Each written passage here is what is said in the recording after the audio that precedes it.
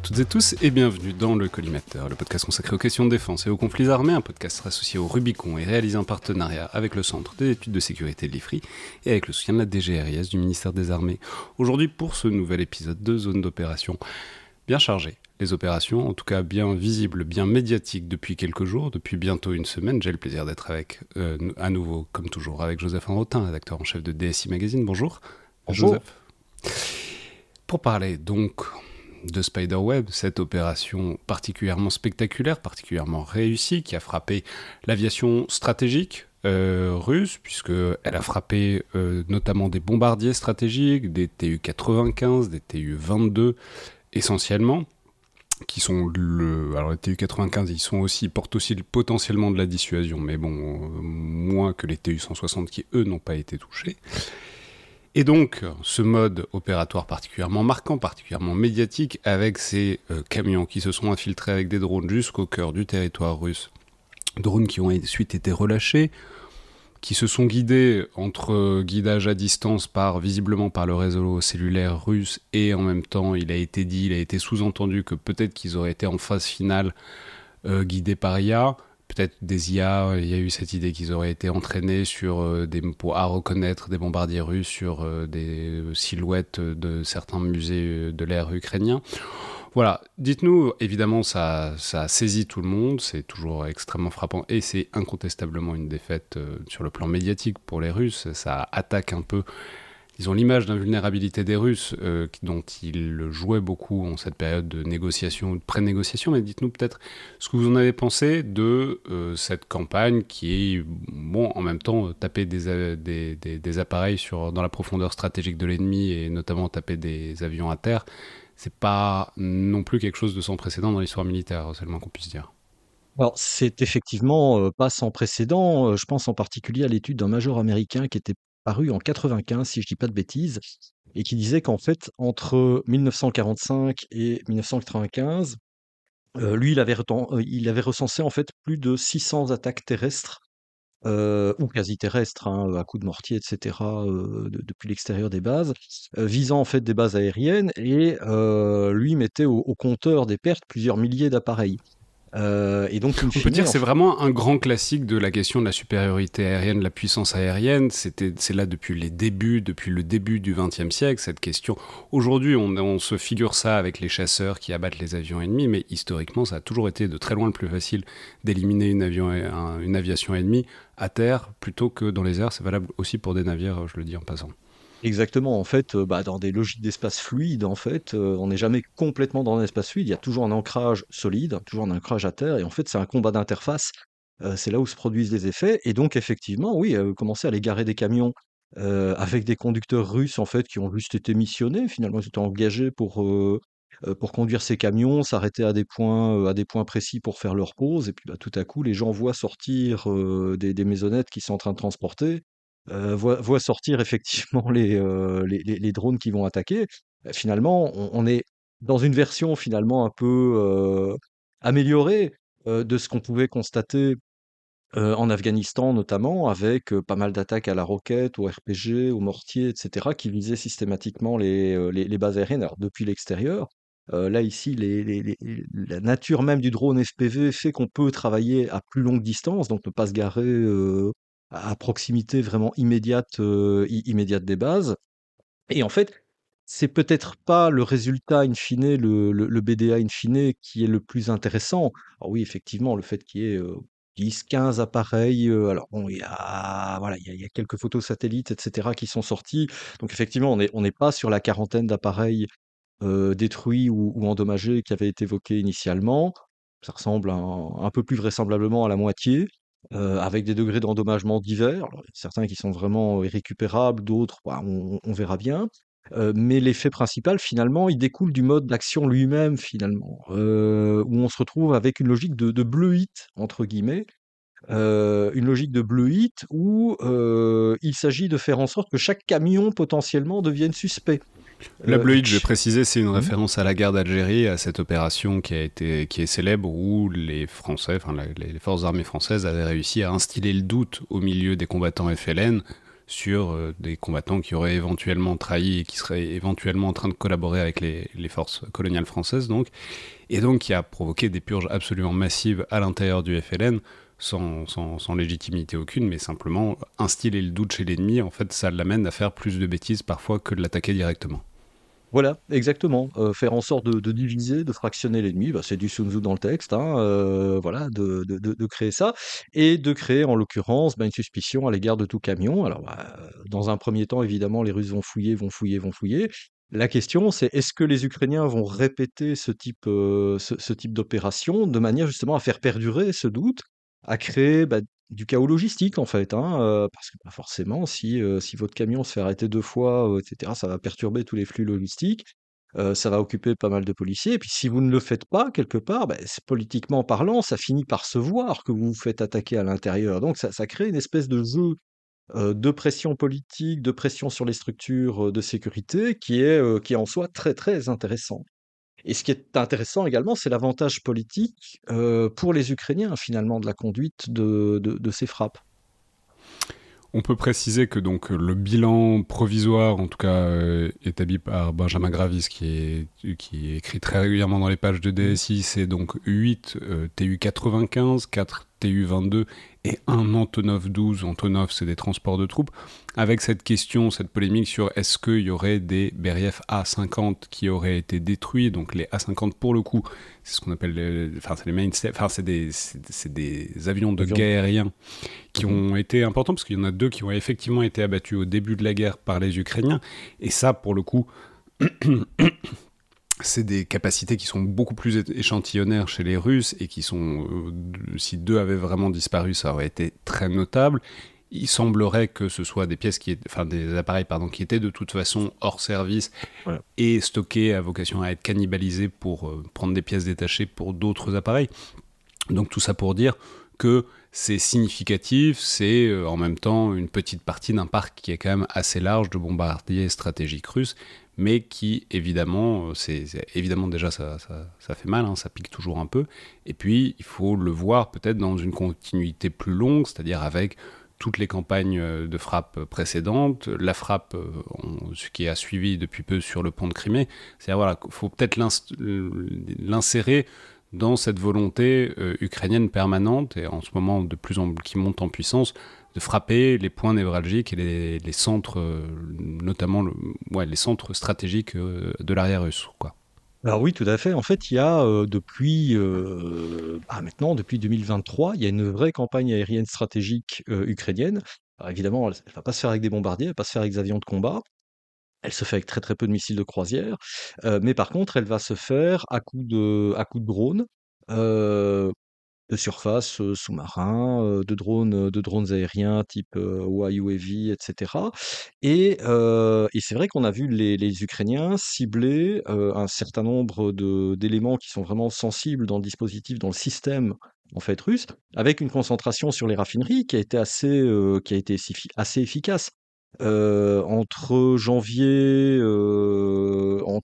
2024 et bah, l'arrêt en fait à la demande des Américains, avec les pressions américaines, hein, dans le cadre du jeu de Trump par rapport à la question du cessez-le-feu, il y a quand même une soixantaine d'attaques qui ont été menées en fait sur 24 raffineries, bien menées, c'est-à-dire sur des colonnes de distillation, sur des équipements, très embêtants, très, très longs à remplacer et cetera et puis parfois des attaques qui reviennent une fois que la raffinerie a été remise en route. Donc voilà, là, il y a un vrai ciblage de centre de gravité opératif, c'est-à-dire que la Russie est très largement mono-exportatrice. L'argent provient finalement en bonne partie en tout cas, des produits pétroliers, y compris raffinés. Et in fine, bah, si vous tapez ça, bah, vous réduisez la capacité des Russes évidemment à financer la guerre. Ça n'abat pas le pays en un seul coup, hein. On sort un petit peu de la théorie du centre de gravité de ce point de vue-là. Mais c'est intéressant et une fois que les Américains ont dit: «Bah, écoutez, non, vous allez arrêter de faire ça», bah, les Ukrainiens se sont concentrés à ce moment-là, sur de la production de matériel de guerre. Bah, là, ici, je pense qu'il y a eu une attaque, les il y a en début avril, en fait, là aussi avec plusieurs attaques, d'affilée sur Saransk, qui produit, en fait, les fameuses fibres optiques utilisées par les drones FPV russes.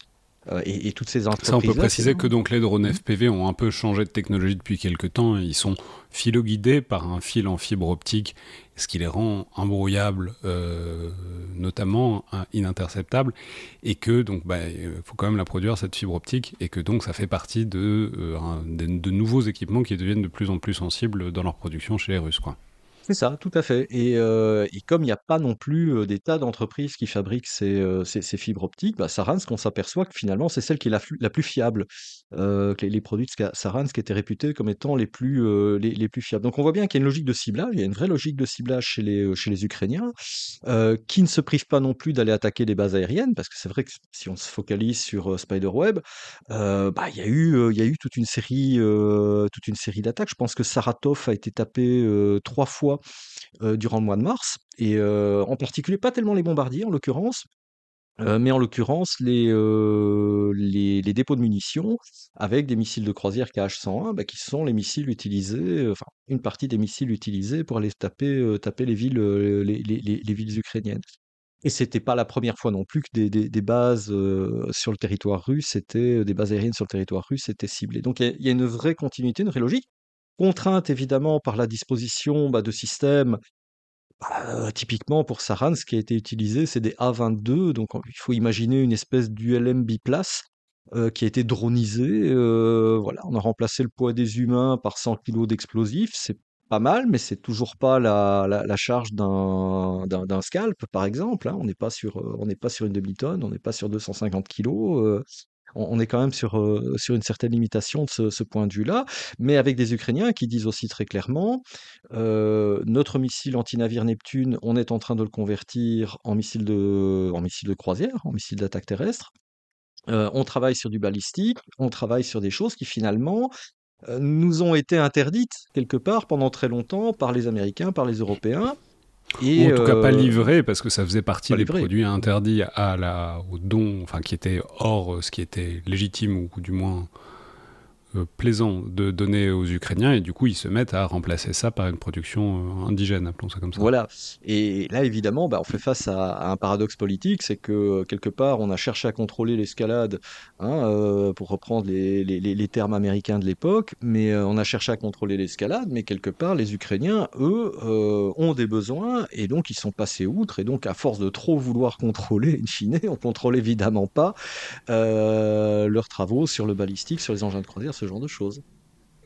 Il y a quand même quelque chose, peut-être pour rester une dernière seconde sur Spiderweb, il y a quand même quelque chose d'intéressant sur cette capacité. On sait que c'est les segments en fait qui dominent, enfin qui ont dominé par période. On en reparlera bientôt dans un épisode avec Vincent Touret. Le conflit, en tout cas la ligne de front ukrainienne, c'est mini drones, Hmm. micro-drones, c'est quadcoptères, etc. Il y a quelque chose d'intéressant dans la capacité tout de même à les déployer dans la profondeur stratégique, alors qu'auparavant, ils restaient un peu limités à une ligne de front sursaturée par ailleurs en équipement de guerre électronique, en équipement de défense justement contre ces drones tactiques, enfin micro-tactiques, même piégés, qui explosent avec quelques grammes d'explosifs, voire quelques kilos. Voilà, là il y a quand même quelque chose d'intéressant de pallier cette impuissance relative sur certains segments du front, puisqu'il y a tellement de guerre électronique et la ligne de front est tellement préparée à faire face à ces quadcoptères que ça devient quand même très très difficile de les mettre en place. Voilà, mine de rien, les faire passer et les rapprocher des centres, de centres plus stratégiques russes, ça permet de conserver, disons, une capacité d'action pour ces armes qui sinon sont un peu réduites au silence en ce moment, quoi. Alors oui, oui et non, c'est-à-dire qu'il y a pas mal de tactiques qui permettent aussi de contrer la guerre électronique, et on l'a bien vu avec les Ukrainiens qui mènent de vraies manœuvres finalement permettant ensuite la mise en œuvre de drones FPV, et avec des Ukrainiens qui cherchent eux aussi à avoir les fameux drones filoguidés qui leur permettent justement d'avoir, là je voyais passer une photographie tout à l'heure assez étonnante, quelqu'un qui tenait un nid d'oiseaux.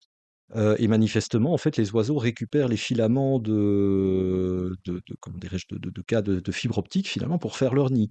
Voilà, des photos comme ça, on voit les gens qui avancent sur les champs, qui sont empêtrés dans les fibres optiques. Et donc effectivement, il y a cette capacité à finalement aller porter le drone On l'a vu sur des drones de surface, par exemple des drones de surface lanceurs eux-mêmes de drones FPV. On l'avait déjà vu sur Moscou, hein, quand le toit du Kremlin, là, le dôme du Kremlin avait été tapé. Alors, très symbolique, très limité, pas vraiment de dégâts, etc. Mais avec, dès qu'il y a des célébrations sur la place rouge, une interdiction formelle, enfin un brouillage total et absolu. Évidemment, on ne peut pas appliquer ce brouillage total et absolu partout en Russie ou partout chez nous d'ailleurs, parce que c'est aussi une vraie question. Euh, donc forcément, à un moment donné, il y aura des trous dans la raquette en termes de protection et en termes de guerre électronique. Donc là, voilà, mais de facto, on en revient toujours à cette question des espaces fluides, qui sont des espaces qui finalement favorisent les actions offensives. Voilà. Et même si effectivement il y a des contre-mesures qui peuvent être mises en place, etc., il y a également, oui, les chats sont fluides eux aussi, naturellement. Euh,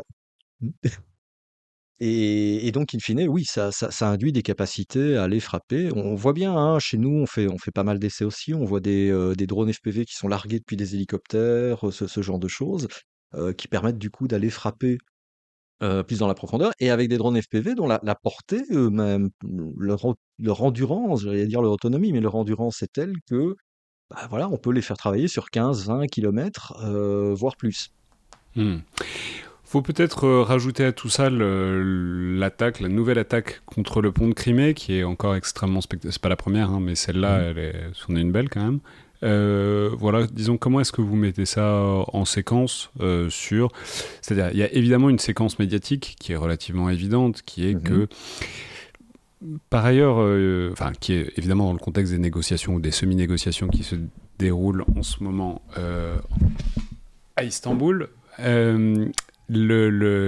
Évidemment, il y a une volonté de peser sur ces négociations, et on peut d'ailleurs signaler qu'il semblerait, c'est quelque chose que j'ai vu remonter depuis quelques heures, que les Russes se préparaient eux-mêmes à une campagne de frappe absolument massive Mhm. sur l'Ukraine, justement pour peser sur ces négociations, et que dans une certaine mesure, les Ukrainiens auraient tapé avant que les Russes ne tapent, et que c'est Mhm. aussi pour ça qu'il y avait des avions qui étaient un peu concentrés dans des endroits pas forcément malins, c'est qu'ils allaient servir. Voilà, comment est-ce que vous rajoutez à ça, à cette séquence, disons, la nouvelle attaque contre le pont de Crimée? Mais je pense qu'en fait, cette attaque contre le pont de Crimée, elle est très intéressante, parce que d'une part, c'est un peu comme Spiderweb, c'est une séquence tactique finalement, préparée là aussi longtemps à l'avance, hein. Les Ukrainiens disent, voilà, ça faisait plus d'1 an qu'on préparait ça.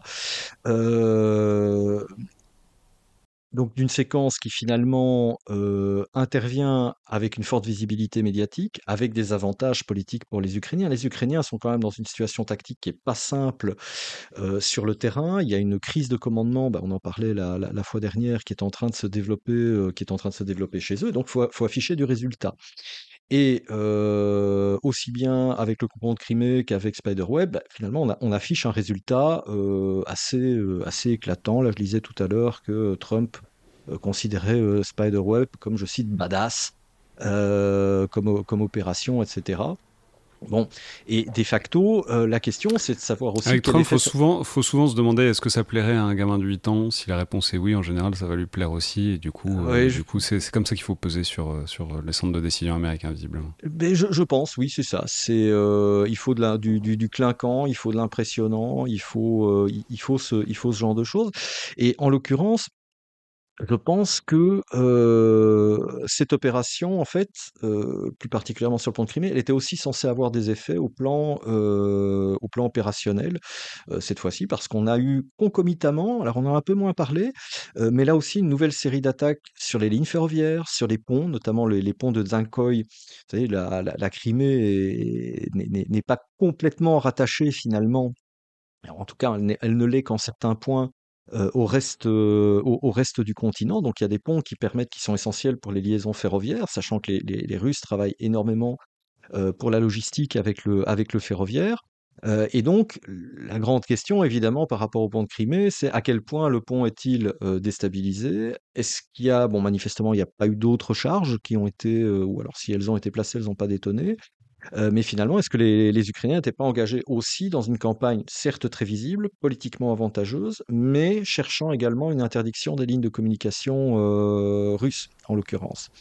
Voilà, on verra les effets en termes de nombre de trains qui transitent par le pont, ce genre de choses.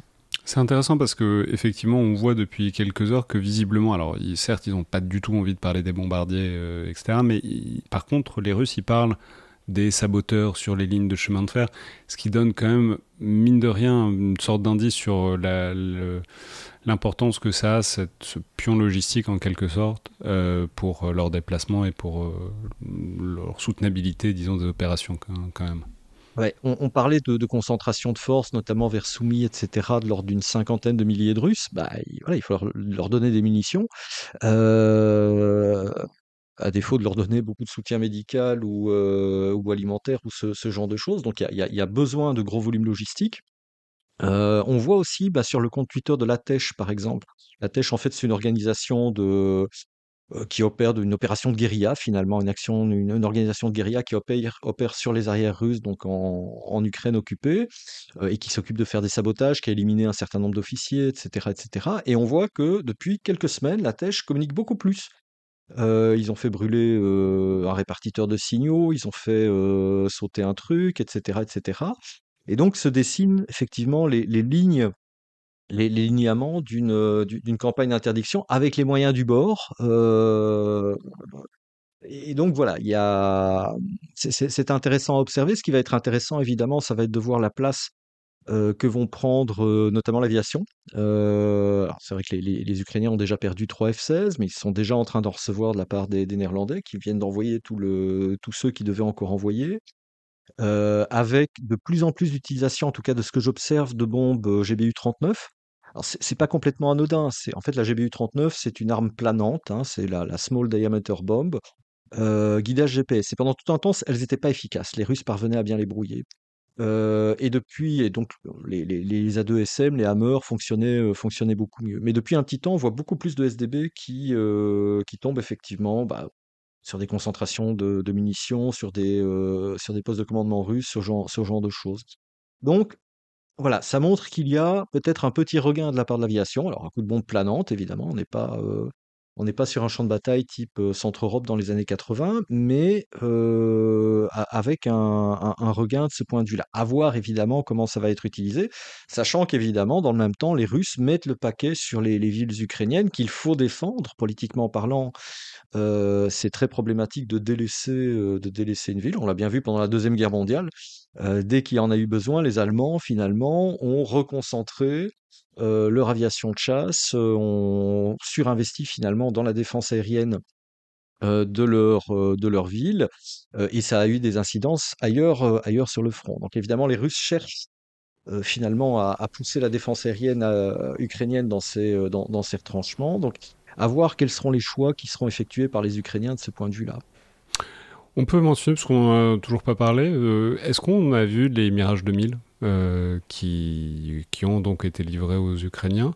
Est-ce qu'on peut dire, alors on imagine que c'est pour essentiellement de la défense aérienne, parce qu'ils sont très bons à ça, pour Mhm. intercepter notamment les missiles et les drones russes sur les grandes campagnes de frappe stratégiques, dont d'ailleurs il faut en assez bonne logique s'attendre à ce que ça arrive bientôt, hein, parce qu'en général ça leur prend 2 jours, 3 jours, une semaine, mais les Russes, ils restent rarement à tendre l'autre joue, disons ça comme ça. Est-ce qu'on a vu des déploiements particuliers des Mirage 2000 et disons de leur efficacité ou pas sur le front ukrainien pour l'instant? On a vu quelques séquences où finalement il y a des vols d'entraînement, etc. Il y a deux, trois photos qui circulent, etc. Des photos plutôt au sol d'ailleurs. Sachant que les 2005, les -5, en fait, manifestement, ont été rendus compatibles avec l'usage de Scalp. À voir s'ils seront compatibles avec d'autres munitions. Les Scalps sont donc les missiles à longue portée, Voilà, missiles de air-sol. croisière à longue portée. À voir s'ils vont recevoir de la Hammer, en l'occurrence, hein, voilà, donc là, plus courte portée, une cinquantaine de kilomètres en fonction de l'altitude de tir. À voir tout ça, mais c'est vrai que j'ai vu passer deux, trois choses comme quoi ils avaient déjà été engagés, etc., que ça fonctionnait bien. On n'a pas vu d'image en tant que telle. Voilà. Maintenant, après, est-ce qu'il faut engager du tiré 5 pour aller faire de la chasse au drone Shahed? Alors que finalement, des petits avions biplaces d'entraînement monomoteur avec un type à l'arrière voilà, qui ouvre le canopy, qui tire presque au fusil de chasse dessus, avec pas mal d'hélicoptères qui peuvent être utilisés aussi, des Mi-24 avec du tir-canon, ce genre de choses. Donc, est-ce que du coup, c'est intéressant d'utiliser de l'appareil à haute performance pour aller frapper ces myriades de petits shahed qui constituent quand même le gros finalement de ce que la Russie envoie à l'Ukraine? La Russie a une espèce de triade conventionnelle, entre guillemets, entre des engins balistiques, Iskander, KN-23 nord-coréen, des Shahed, beaucoup, l'essentiel même, et puis des missiles KH-101, donc des missiles de croisière, de frappe terrestre. Ils ont pratiquement plus de KH-22, ils en ont utilisé beaucoup en 2022-2023, mais apparemment les stocks sont HF, KH-22, KH-32. Euh, donc Avec cette idée de faire toujours des frappes, des salves mixtes, avec des trucs qui valent très cher et qui oui, font beaucoup de dégâts et d'autres moins, pour perturber les défenses antiaériennes, pour que, disons, les moyens de défense antiaériens aillent aussi taper des sheds et pas que des missiles qui, eux, feraient beaucoup plus mal, quoi. voilà, ça permet de fixer finalement les défenses aériennes ukrainiennes autour des villes. Pendant ce temps-là, évidemment, elles ne couvrent pas les gars sur le terrain. Et c'est un vrai problème parce que du coup, effectivement, dès lors qu'il s'agit et c'était notamment un problème en 2023 au moment de la contre-offensive de printemps, où on a vu que les hélicoptères russes avaient une liberté d'action qu'ils n'auraient pas eu s'il n'y avait pas eu cette campagne contre les villes. Merci beaucoup Joseph pour cet épisode qui aura donc été chargé en actualité, en analyse aérienne, ce qui correspond parfaitement à l'actualité qui arrive assez prochainement, qui est celle du Salon du Bourget, et ça me permet de signaler d'ailleurs qu'il y a donc un hors-série de DSI qui va sortir à cette occasion, qui devrait être dans les kiosques, et pour les abonnés qui vont le recevoir dans quelques jours, c'est ça, en début de semaine C'est ça, prochaine. dans quelques jours, voilà, campage bien tassé. Merci beaucoup Joseph, à bientôt. Merci à vous.